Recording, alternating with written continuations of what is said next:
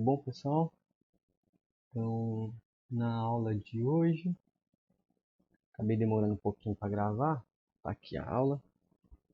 Na aula de hoje a gente vai falar um pouco sobre partículas idênticas, sobre férmions e bósons. Na aula passada a gente discutiu um pouco sobre o spin, certo? Então uma das características que vem da existência do spin é essa diferenciação entre dois tipos de partículas na mecânica quântica, os férmions e os bósons. Então, é bom que você assista, né, a aula passada, a aula sobre spins, para poder entender, né, ter uma noção do que está acontecendo nesse caso da aula de hoje. Tá? Então, o conteúdo da aula, a gente vai falar um pouco sobre sistemas de spin. Então, eu vou usar como exemplo sistemas de dois spins, mas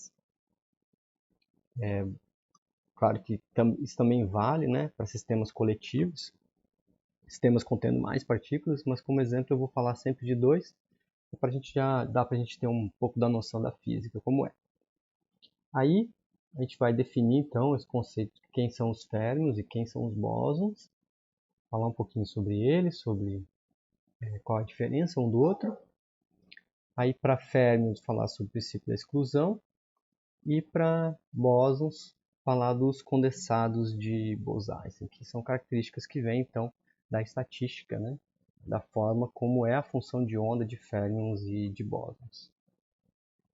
Bom, vamos considerar então que eu tenho um sistema que é composto por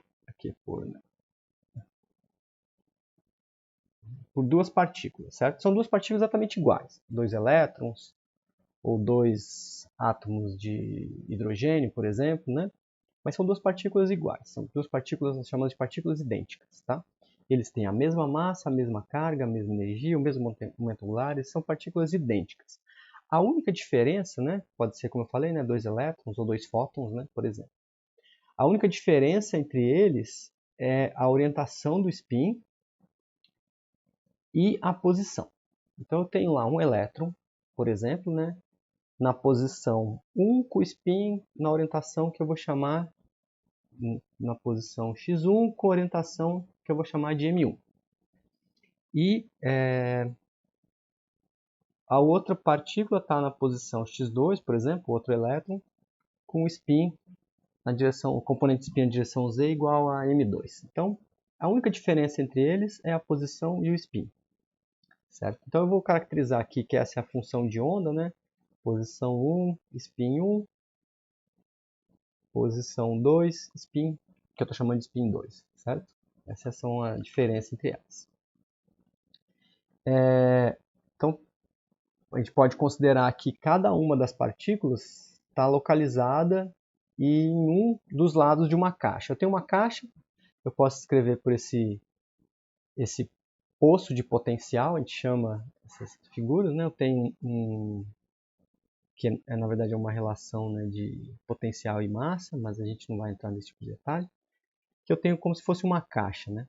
E aí essa partícula tende a ficar do lado esquerdo da caixa, partícula com spin 1, então aqui pode ser chamado de posição 1, essa posição da esquerda, por exemplo, e a posição da direita, a posição 2, a partícula com spin 2, certo? E aí eu vou ter uma função de onda, né? Claro que essas partículas, se a função de onda dessa partícula 1 ela for maior do que essa barreirazinha aqui, quer dizer que existe uma probabilidade de ela estar do outro lado. Se a função de onda, a amplitude dela for maior do que essa barreirazinha aqui, existe uma probabilidade também de ela estar desse outro lado. Então aqui é só para a gente diferenciar, né, na hora de descrever que tem uma partícula que está de um lado e uma partícula que está do outro. Ah, qual partícula está na posição 1 e qual está na posição 2? Eu não sei. Tá? Eu só sei que tem uma partícula na posição 1 e uma partícula na posição 2. Aí eu vou ter uma função de onda, claro, né? Eu vou chamar essa função, essa letra φ maiúsculo, uma função de onda lá, da posição e do spin da partícula 1, uma posição e o spin da partícula 2. Obviamente, né, se eu trocar as duas partículas de lugar, né, então agora eu troco de lugar. Eu não sei qual partícula está na posição 1, não sei qual está na posição 2. Mas eu sei que o estado do sistema, a partícula 2 está na esquerda e a partícula 1 na direita, tem que ser análogo, né, ao estado da partícula 1 está na esquerda e a partícula 2 na direita, né? Então eu vou ter também uma função de onda análoga para o caso contrário, né? Como eu não sei qual partícula está onde, né? Então, como fisicamente as duas configurações são análogas, né? As funções de ondas têm que ser proporcionais, né? Então, a função de onda que descreve a partícula com spin 1 na esquerda e a partícula com spin 2 na direita tem que ser proporcional, vou criar essa constante de proporcionalidade alfa aqui, ao caso contrário, né? Porque fisicamente é a mesma coisa, eu olhando eu não sei dizer qual que é qual, certo? Então essa alfa representa exatamente a diferença física, né, entre essas duas configurações, né? O mesmo tem que acontecer para o caso contrário, né? Como são análogas, né? Se a minha função de onda, quando a partícula com o spin 2 está na esquerda e com o spin 1 está na direita, tem que ser proporcional ao caso contrário também, né? Então são duas situações análogas. Eu representei com esse sinal de igual, né, que essas duas configurações são análogas. Você pensa um pouco, ver se fisicamente faz sentido para você ser exatamente análogo, uma vez que, né, as duas partículas são iguais, né? Então essa configuração, existe essa analogia. Agora o que eu posso fazer, né? Dado então essa relação, eu posso substituir x2 na expressão de baixo aqui na expressão de cima. Se eu substituir então essa função x2m2, x1m1 aqui em cima, o que eu vou ter, né? Então eu tenho as duas funções aqui. Se eu substituir, eu vou ter um fator quadrado aqui vezes a mesma função de onda que está do lado esquerdo, né? Então o que eu posso fazer? Eu posso passar esse cara para cá, né? Escrever, deixa eu trocar a cor aqui. Escrever aqui a função φ x1 m1 x2 m2 menos menos alfa ao quadrado φ x1 m1 x2 m2. Isso vai ser igual a zero, então, né? Então, se agora eu colocar a função φ em evidência, né? Eu posso isolar o alfa ao quadrado. Eu tenho, então, que alfa ao quadrado tem que ser igual a 1. Certo? Então, como essa função φ ela é uma função diferente de zero, né? Então, essa função alfa ao quadrado vai ter que ser igual a 1. Então, esse é o valor da constante de proporcionalidade. Então, isso implica que a única diferença entre as duas configurações, né, vai ser uma função que o quadrado dela é igual a 1. Né? Sendo alfa um número real, né? Se alfa for um número real, então alfa ele assume dois valores, né? O valor mais 1 e o valor menos 1. Então ele pode ser alfa igual a mais 1, satisfaz essa equação, alfa igual a menos 1 também satisfaz essa equação. Então a única diferença entre as duas funções de onda, né, as duas configurações, né, desse lado, spin 1 na esquerda, spin 2 na direita, ou spin 2 na esquerda e spin 1 na direita, a única diferença vai ser uma fase, que pode valer mais 1 ou menos 1, né, as duas configurações.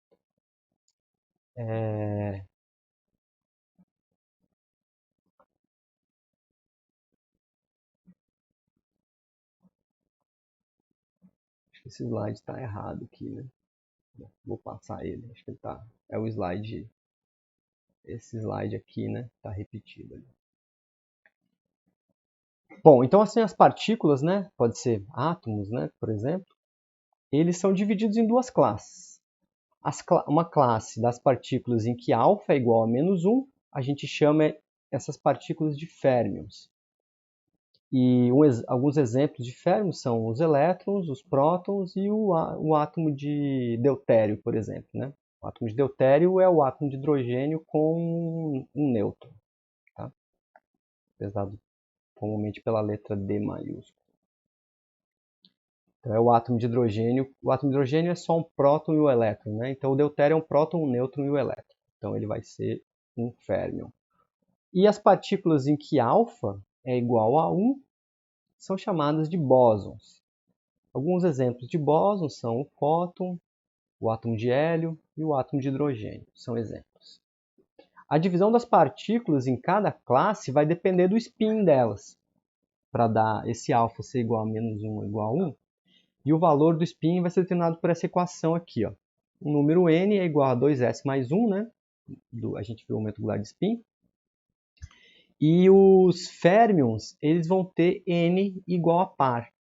E os bósons, n igual a ímpar. Então, sempre que essa equação resultar num n, um número n igual a ímpar, a partícula, né, ou o átomo, nesse caso, né, ele vai se comportar como um bóson.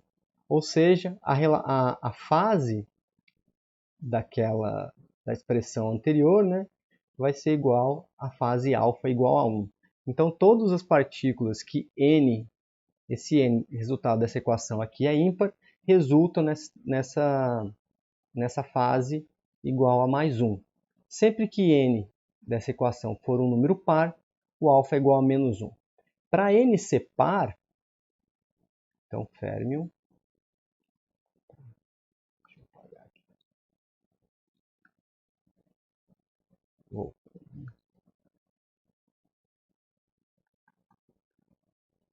para n ser par, isso implica que S tem que ser um número semi-inteiro, né? Então tem que ser meio, 3 meios, 5 meios, etc.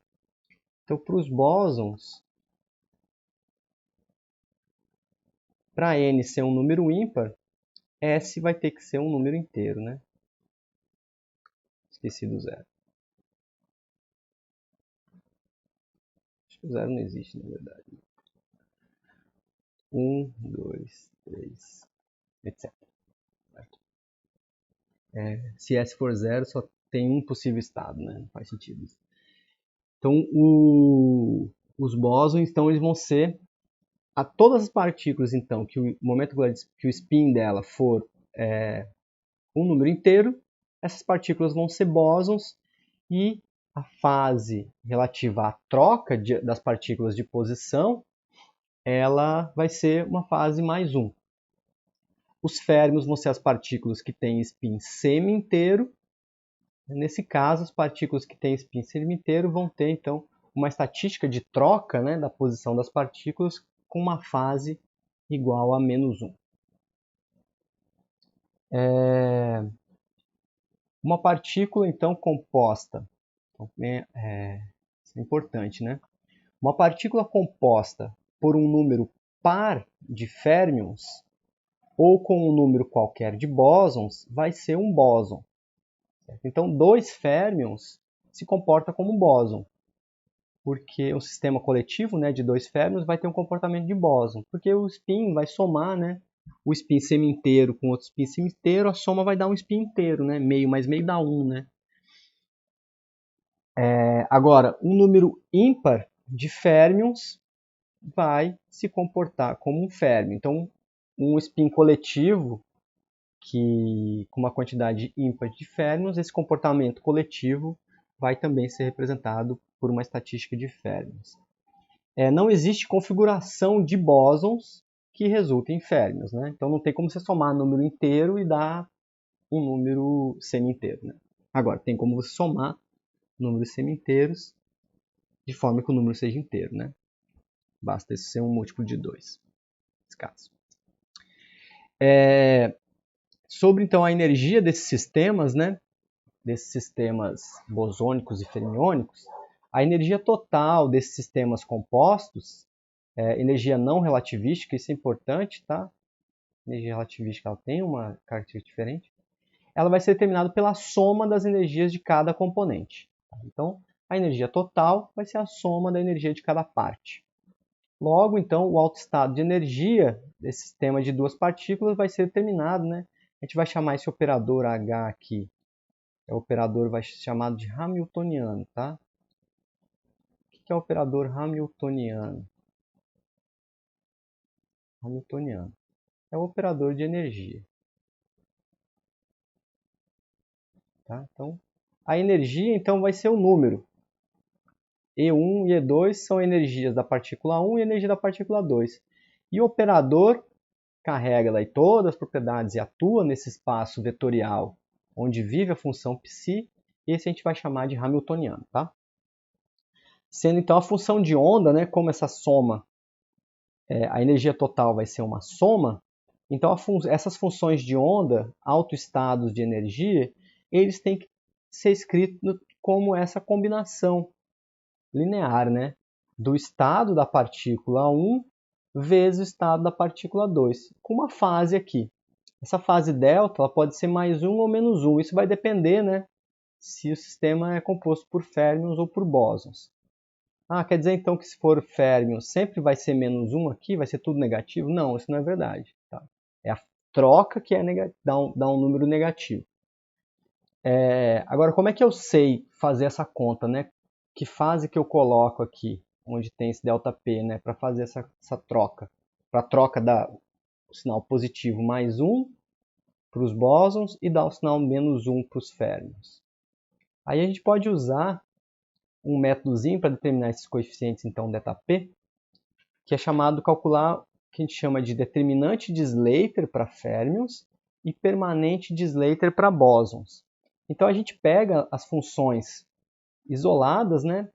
Partícula 1 partícula com spin 1 na posição 1, partícula com spin 2 na posição 2, coloca na diagonal da matriz, e os elementos fora da diagonal da matriz, a gente coloca então partícula na posição 1 com spin 2, partícula na posição 2 com spin 1. Então são esses dois casos aqui, né? Spin 1 na posição da esquerda, spin 2 na posição da direita, ou spin 2 na posição da esquerda, spin 1 na posição da direita. Aí, para férmions, se o sistema for férmions, eu calculo o determinante dessa matriz. Então vai ser o produto desse com esse, menos o produto desse com esse. Então está representado aqui pelo sinalzinho de menos. Se forem bósons, se meu sistema for bosônico, eu calculo o que a gente chama de permanente de Slater. Permanente de Slater é a conta do determinante, só que com sinal de mais.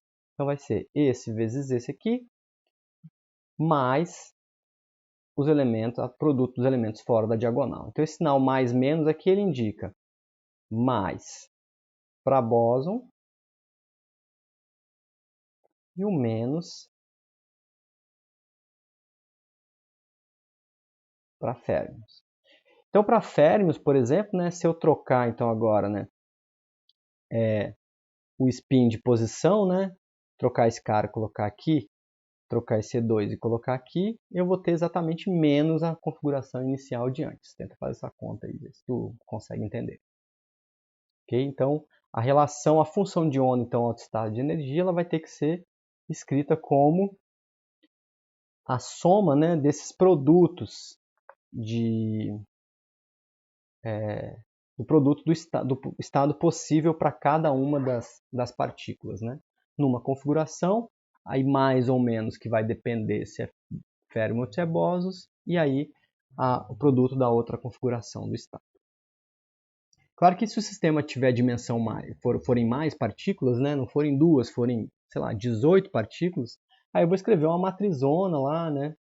Gigante, com a diagonal sendo uma composição e compor todos os elementos fora da diagonal e calcular o determinante dessa matriz grande, tá? Então, quanto mais partículas tiver no sistema, maior vai ser a matriz que você vai precisar calcular o determinante ou o permanente, tá? Mas hoje em dia existem métodos, né, computacionais para fazer isso.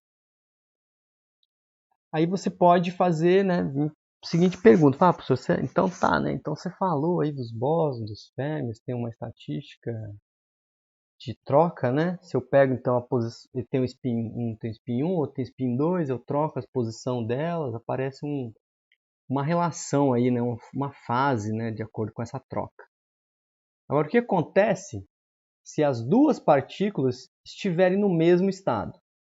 Ou seja, se estiver na mesma posição e com a mesma orientação de spin. O que acontece se eu troco? Como é que fica essa relação de troca? Então, voltando, né, a relação de troca é dada por essa expressão aqui, né? Então, essa expressão mostra como é feita essa relação de troca. Como é que fica, né? Então, vamos ver o que acontece primeiro para férmions, né? Então, para férmio, se eu colocar aqui, então, spin 1, a partícula 1 está com spin 1 na posição 1, a partícula 2 está com spin y1 na posição 1 também, e a mesma coisa do outro lado, né? Dado esse sinal de menos aqui, então a soma, a subtração desses dois lados aqui, né, dos dois produtos, vai ser igual a zero. O que isso quer dizer? Quer dizer, lembrando, né, que a função de onda, então, ela representa uma probabilidade, né? Então, ela representa a probabilidade de você encontrar a partícula com uma determinada posição e com esse determinado spin. Se a função de onda deu igual a zero, quer dizer que a probabilidade... Nossa, olha, está escrito muito errado aqui, ó. Então, vamos só corrigir isso aqui, ó.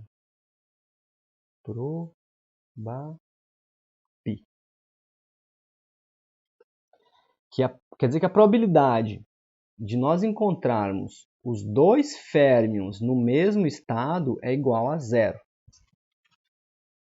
Então não tem como encontrar, não tem como. A natureza não faz isso. Isso quer dizer então que a natureza te proíbe, né? Se uma coisa ela não existe, não acontece, é porque é proibido, né, fazer. Então a natureza ela te proíbe de colocar dois férmions no mesmo estado, na mesma posição ou no mesmo spin, né? Quer dizer, com a mesma posição e o mesmo spin. Esse fenômeno, então, que proíbe dois férmions de ter o mesmo estado, é chamado de princípio da exclusão de Pauli. Então, o princípio da exclusão de Pauli ele é bem mais amplo, né, então, do que isso que a gente está discutindo. Ele vale para qualquer férmio. Então, qualquer férmio, a probabilidade de você encontrar eles no mesmo estado é igual a zero. Então, eles sempre vão tender, na verdade, a ficar longe um do outro. Porque quanto mais próximo eu colocar eles, menor vai ser a probabilidade referente a essa função de onda aqui. Então, eles vão tender sempre a ficar o mais longe possível um do outro, em estados mais distintos possíveis, os férmions. No átomo, então, né, o átomo então, ele vai ser composto por elétrons, lembrando que os elétrons são férmions, né?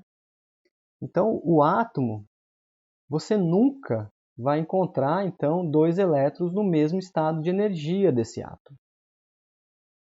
Então, a forma como os elétrons se colocam, eles abrangem os possíveis estados de energia de um determinado átomo, segue o princípio da exclusão de Pauli. Então, os elétrons respeitam o princípio da exclusão de Pauli, porque é uma lei, né?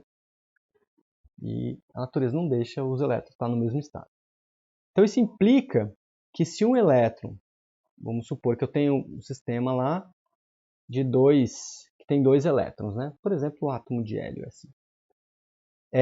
Se um elétron estiver no primeiro estado de energia, o outro elétron só pode estar em um estado de energia maior, em um outro estado de energia. Você não pode ter os dois elétrons no estado de energia mais baixo. Tá? Isso a gente chama de degenerescência, né? Todas as possibilidades referentes aos mesmos estados de energia. Então, aqui existe uma quebra dessa degenerescência. Então, o spin faz com que os elétrons não estejam no mesmo estado de energia e com o mesmo spin. Então, o que poderia acontecer nesse caso dos dois elétrons é os dois estarem num nível de energia mais baixo, um com spin para baixo, que seria o estado de energia mais baixo, e o outro com spin para cima, que seria o primeiro estado de energia acima do estado de energia mais baixo. Quanto mais elétrons o átomo tiver, então, os níveis de energia mais alta vão ter que ser acessados, né, por esses elétrons, quando o átomo está no estado fundamental. Então, o estado fundamental de um átomo não é todos os elétrons no estado de energia mais baixo. É uma configuração dos elétrons. O último nível de energia é chamado de nível de Fermi. Então, eles vão se colocando ali. E aí lá vai ter um nível de energia de cima que vai ter alguns elétrons que vão ter que ficar nesse, né, no nível de energia mais alto, mesmo ele estando no estado fundamental. Essa configuração, então esse nível de energia é chamado então de nível de energia de Fermi, e essa configuração é o que caracteriza então de fato a forma como a matéria interage, né, e caracteriza também os elementos da tabela periódica, como a gente vai falar em seguida. Só ressaltar que o mesmo vale para os prótons e para os nêutrons, que também são férmions, né? Prótons e os nêutrons no núcleo. Devido a isso, né, então os átomos, os prótons não podem, todos os prótons estão na mesma posição, nem todos os nêutrons estão na mesma posição. Então isso implica que o átomo ele tem que ter um raio, né, diferente de zero, né? Não pode todo mundo colapsar para a mesma posição. Né? Então os átomos seriam pontuais, né? Imagina um átomo de ferro ia ter o mesmo tamanho do átomo de hidrogênio, né? E a estabilidade da matéria depende disso, né? Dos átomos ocuparem essa posição no espaço e os elétrons se distribuírem de uma forma, né, ocupando os demais níveis de energia, não só o nível de energia mais baixo. Então a forma, né, voltando, a forma como os elétrons então eles vão se dispor, né, se distribuir, vai ser determinado por esse diagrama aqui. No Brasil, né, a gente chama de diagrama de Linus-Pauling. Então eles vão ter essa distribuição, né? Então esse número 1, 2, 3 e 4 aqui, etc., ele representa qual é o nível de energia. A letra S, P, D e F indica qual que é o momento angular do sistema, tá? O momento angular total do sistema. Então o número, né, indica o nível de energia, a letra indica então se vai ser o estado, o nível de energia, o momento angular incluindo o spin igual a 0, 1, 2, 3, etc. Tá? Então para cada valor de n, a gente tem então 2, o número de possíveis elétrons em cada nível de energia desse. Então esses níveis 1s2, 2s2, 2p, 1s, 2s, 2p, 3s, 3p, etc., são os níveis de energia dos átomos. Tá? Essas linhas aqui, os níveis que estão na mesma linha, eles têm energias muito parecidas. Tá? E essas energias elas têm um acréscimo muito pequeno seguindo da esquerda para a direita. Quer dizer que esse nível tem menos energia do que essa linha, energia mais baixa que essa linha, e o 2p tem energia um pouquinho mais alta que o 2s, e assim sucessivamente. Tá? Em cada nívelzinho de energia desses, dos átomos, certo? Vai caber uma quantidade de elétrons, né, para cada um desse nível. Vai depender da quantidade de degenerescência, do número de possíveis estados para esses elétrons ocuparem. E para a gente saber, a gente precisa então calcular, né, o 2L mais 1, a gente faz a conta do momento angular, e o 2 aqui são os dois possíveis orientações de spin. Então, 2 vezes 2L mais 1 vai dizer o número de possíveis estados a serem compostos. Por exemplo, aqui a primeira coluna, escrevi na primeira linha, então eu tenho um S. Um S, então o S ele é igual a 0 aqui, L igual a 0, né? Então 0 mais 1 dá 1, vezes 2 dá 2. Então aqui só cabem, nesse nível, cabem dois elétronzinhos, né? Então tem um nível mais baixo, um elétron com spin para cima e um elétron com spin para baixo. Na segunda linha, o S, então, ele cabe 2 elétrons, e o P, o L vai ser para P, o L é igual a 1. Então aqui é 2 vezes 1, mais 1 dá 3, são 6. Então aqui cabe 6 elétrons, certo? E no total, então, aqui então no total, cabem 8 elétrons. E assim sucessivamente, né? Primeiro 2, segundo 8. Nessa outra linha aqui igual, né? Também cabem 8, né? Tem a mesma configuração de momento angular. A de baixo, então, ele cabe mais, né? Cabem 18, né? 2 desse. O P são 6 e do D vão ser 10, né? Então são 2 vezes 2, 4, mais 1, 5, vezes 2, 10. E assim sucessivamente. Então a composição dos elétrons no estado fundamental de determinado átomo, ele vai pôr, então, 2 elétrons no nível 1s, um com spin para cima, outro spin para baixo. Vai pôr 2 elétrons no nível 2s, um com spin para cima, outro para baixo. Vai pôr 6 elétrons no nível 2p, que vão ser então referentes ao momento angular e ao spin, né? Então, são as possibilidades de momento angular e de spin, e assim sucessivamente. Feito, então, a forma então como os elétrons se distribuem então, nos níveis, né? Então, vamos supor então, que ele fez um determinado átomo, né, não sei qual, ele fez a distribuição dos elétrons nos níveis e sobrou então o último nível de energia, né, com alguns elétrons lá.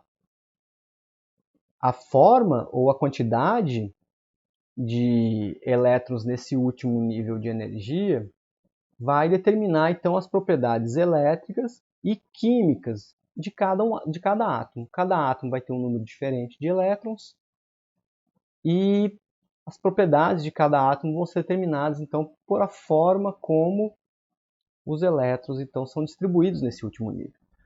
Se esse átomo tiver no último nível tiver possibilidade de ter poucos elétrons, certo?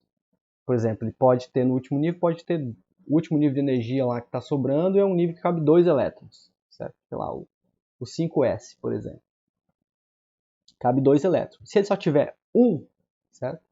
Então ele vai poder trocar com um cara também que está sobrando, né? Faltando um elétron também, né? Agora, se ele puder ter muitos elétrons e tiver só um, né? Então aí ele vai ser, por exemplo, um bom condutor. Ele vai ser um cara então, que ele vai perder esse elétron facilmente. Esse último nível, então, ele é chamado de camada de valência. Né? Camada de valência, então, vai ser o último nível de energia onde que os elétrons eles se colocam. E a forma, então, como os elétrons se colocam nessa camada de valência, dado as possíveis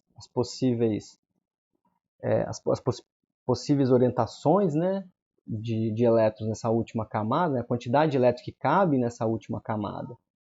Então, voltando, né, dada a quantidade de elétrons que cabe na camada e a quantidade de elétrons que o átomo tem nessa camada, você vai ter as diferentes propriedades da tabela periódica, que são representadas pelas coresinhas, né? Então, essas cores dos elementos são determinadas, então, por essa propriedade, né? A propriedade de como os elétrons se distribuem nessa última camada, né? Qual que é essa configuração da última camada. Por exemplo, né? Vamos considerar então que, por exemplo, no último nível de um determinado átomo, a gente tem só um elétron. Esse elétron ele pode ser então facilmente perdido, né? Por interação química ou interação elétrica, né? Ele pode interagir com qualquer outro elemento com elétrons faltando, né? Então, se estiver faltando elétron, ele vai tender a trocar esse elétron. Então, a gente fala que tem então, a gente tem um elétron nesse cara e o outro tem um buraco, né? Então, você troca o elétron com o buraco. E esses elementos, então, por exemplo, né, uma classe desses elementos são os metais alcalinos, né? Que são compostos lá pelo hidrogênio, o lítio, o sódio, o potássio, etc. Devido então às propriedades químicas e elétricas, eles são usados na fabricação de baterias, né? Então, por exemplo, bateria de lítio, né? Lítio e potássio, que são as baterias modernas que a gente usa. Né? Tipo a bateria do celular, por exemplo. Né? Bom, vamos considerar então um outro exemplo que seja exatamente o oposto, né? Que na última camada está faltando um elétron. Se estiver faltando um elétron, então esses elementos eles não costumam perder elétrons, né? Porque eles têm um montão de elétrons na última camada ali, então tem bastante interação entre esses caras. E é interessante que átomos que só têm um elétron faltando, eles formam moléculas estáveis com os metais alcalinos. E eles são chamados de halogênios, né? Exemplos são o fluoro, cloro, bromo, índio, etc. Um exemplo então de molécula resultante, né, da ligação estável entre um metal alcalino e um halogênio é o sal, né, o NaCl. Então ele pegou um cara que faltava um elétron com um cara que sobrava um elétron para formar uma molécula estável, né, molécula cristalina. Para o caso então dos bósons, né, então para férmions, quando os dois estão no mesmo estado, a gente tem a exclusão de Pauli proibindo isso de acontecer, né, então essa é a propriedade dos férmions. Para os bósons, se as duas partículas estiverem no mesmo estado, como tem um sinal de mais aqui, eles vão somar as probabilidades. Então os bósons eles têm exatamente o oposto dos férmions. Eles têm uma tendência a estar no mesmo estado. Eles gostam de estar no mesmo estado. A natureza tende a colocar os bósons no mesmo estado. Então existe, em sistemas bosônicos, tem uma probabilidade grande de todas as partículas estarem no mesmo estado, ou espacialmente muito próximo. Então os bósons gostam de ficar espacialmente juntos. Esse fenômeno então é chamado de condensado de Bose-Einstein. Então o sistema então no estado fundamental, composto por vários bósons, vão ser todos os bósons no nível de energia mais baixo. Então o condensado de Bose, né, Bose-Einstein, ocorre quando os bósons de um sistema, então pode ser líquido gasoso, são resfriados a ponto de grande parte, né, ou todos, né, atingirem o estado de menor energia. Vamos imaginar então que eu tenho aqui um sistema composto por um poço, né, tipo essa parábolazinha aqui.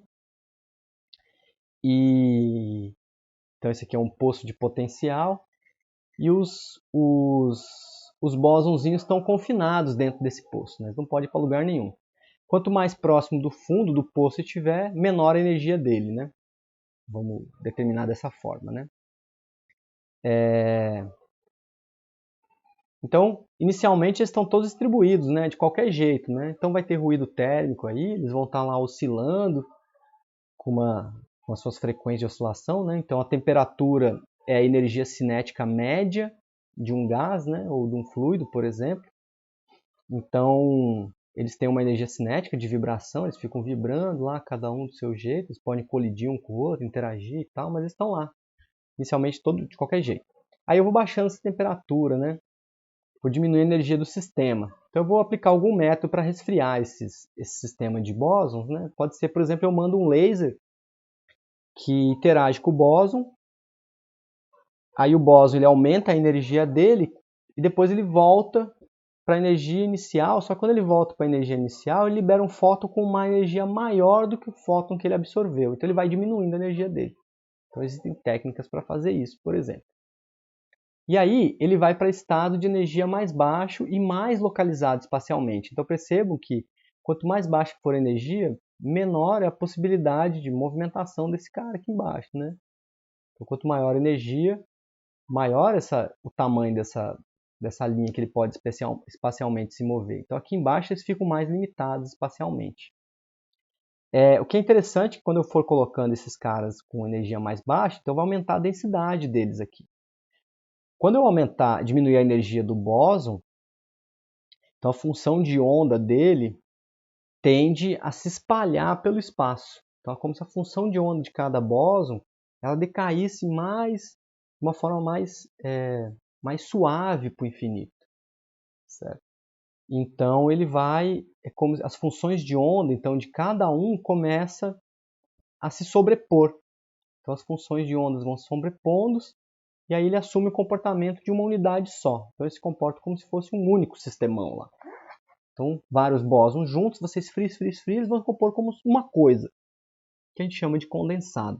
Então eles vão representar um modo de vibração coletivo. Então a gente fala que quando eu tenho várias partículas juntas e elas assumem uma característica única de unidade, a gente tem um modo coletivo, né? Então tem um modo coletivo, isso pode representar materiais, por exemplo, né? Esses modos coletivos. Então tem um videozinho aqui, esse videozinho eu peguei no Wikipedia e que mostra isso que eu acabei de falar, né? Talvez. Bom, então aqui a gente tem um sistema lá com vários bósons, né? E eles têm uma temperatura alta, né? Então uma temperatura alta, então cada um lá com uma determinada energia. Então eles vão ficar lá oscilando no espaço, né? Colidindo entre eles e tal. Quanto maior for a energia, quanto maior for a temperatura, maior vai ser a energia cinética deles. Aí eu vou considerar que eu vou diminuindo a temperatura. Então os níveis de energia dele, a energia desses bósonzinhos vai diminuindo. E a função de onda dele começa a se espalhar mais pelo espaço.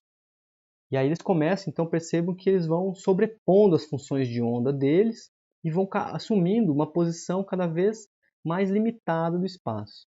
Quando todos estiverem no estado fundamental, eles vão todos estar na mesma posição no espaço, uma posição muito próxima, espacialmente, E aí vai ter a combinação, né, a superposição de todas essas funções de ondas. A superposição de todas essas funções de ondas vai criar esse modo de vibração coletivo. Então, os sistemas individuais juntos vão formar um sistema só, coletivo. Esse sistema coletivo é chamado, então, de condensado de Bose-Einstein. Então, aqui, para a gente terminar, né? A formação desses condensados, então, implica em novas propriedades, né? Não mais individuais, mas de um coletivo, né? Aqui falta não mais individuais, mas coletivas. E também transições de fases, né? Pode ter transições de fases. Um exemplo de condensado é o hélio líquido, né? Que permite, então, resfriar outros materiais em temperatura muito baixa, né? Ou o nitrogênio líquido também, por exemplo, né? Muito próximo do zero absoluto. O hélio líquido é chamado de um superfluido, uma vez que ele tem, então, é um fluido com viscosidade igual a zero, né? E, então, só uma curiosidade, né, que apesar de ele ser muito útil e muito utilizado, o condensado de hélio, ele não é um bom condensado, porque cerca de apenas 8% dos átomos de hélio vão para o estado de menor energia, né? Deveria ser algo mais perto de 100%, né? Isso ocorre porque eles interagem muito entre si, né? Atualmente está se estudando, então, usar metais alcalinos, né? E lantanídeos para, ao invés de gases nobres, né? Para fazer condensados, né? Estão sendo estudados e tal, e são potenciais condensados a uma temperatura de 10 na menos 7 Kelvin. É muito perto muito baixo, né? Temperatura muito baixa. E recentemente, né, em 2020, conseguiu-se formar supercondutores, né, a partir de condensados de Bose-Einstein à base de ferro e selenito. Então criou, né, um modo de vibração à base desses materiais, desses átomos, né, de ferro e selênio, e criou então um condensado com esses materiais, e aí se percebeu que eles são condensados desse material, né, com essa base, se comportam como um supercondutor. Um supercondutor, então, eles são condutores com resistividade elétrica igual a zero, né? Então, eles conduzem perfeitamente a corrente elétrica. Bom, então, o que eu tinha para discutir na aula de hoje era isso, então, sobre bósons e férmions. Eu vou passar, então, a atividade para vocês sobre uma revisãozinha de mecânica quântica, tá? Então, a segunda-feira que vem já vai estar a atividade no Moodle lá, e aí vocês vão ter um prazo para resolver a atividade.